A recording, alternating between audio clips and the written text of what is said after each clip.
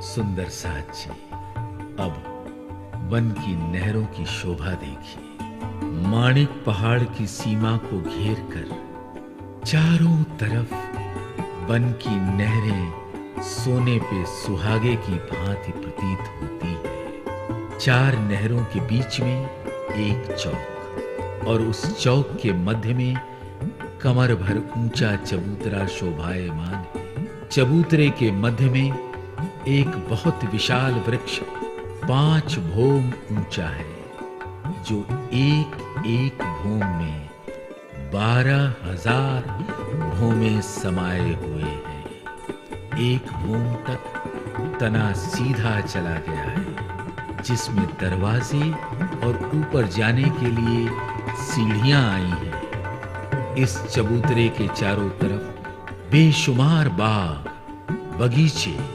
नहरें, चहबच्चे, फुहारें, महल, मंदिर, कोठरियां आदि शोभा ले रही हैं। इसकी एक ही भूमि में माणिक पहाड़ की एक हवेली की संपूर्ण शोभा विद्यमान है। फर्क सिर्फ इतना है कि यहाँ की सारी बनावट वृक्षों, फूलों तथा पत्तों की बनी है।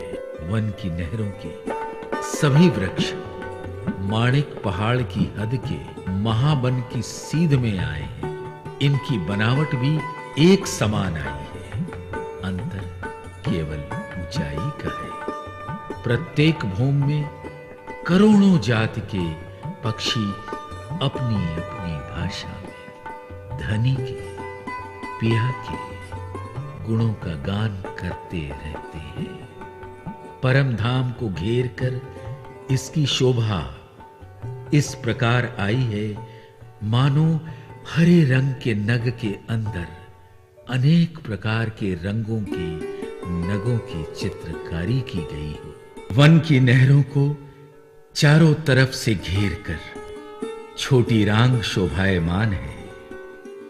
आड़ी खड़ी नहरों के बीच 32 हवेलियों की 4 हारें शोभा ले रही हैं। एक चौक के मध्य में भूम भर ऊंचे चबूतरे पर 12,000 हवेलियों की 12,000 हारें आने से वे झिलमिलाती हुई आकाश को छूती हुई दिखाई दे रही हैं।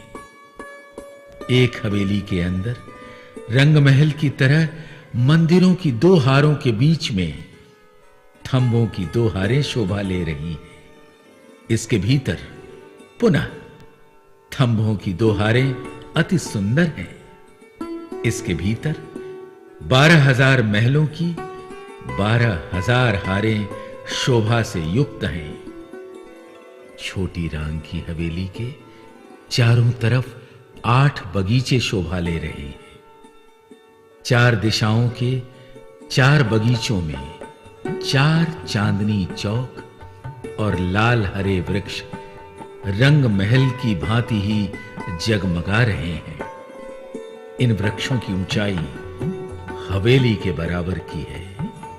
चारों हार हवेली की चांदनी वृक्षों से मिल जाने से एक ही लंबी चांदनी रंग बिरंगे नगों की नक्काशकारी से युक्त झिलमिला रही है। शुक्ल पक्ष की नवमी में जब यहां आते हैं तो बगीचों में अनेक प्रकार की लीला करने के बाद हवेली की चांदनी पर जाते हैं। फिर वनफल, मेवे, मिठाइयां आरोगते हैं।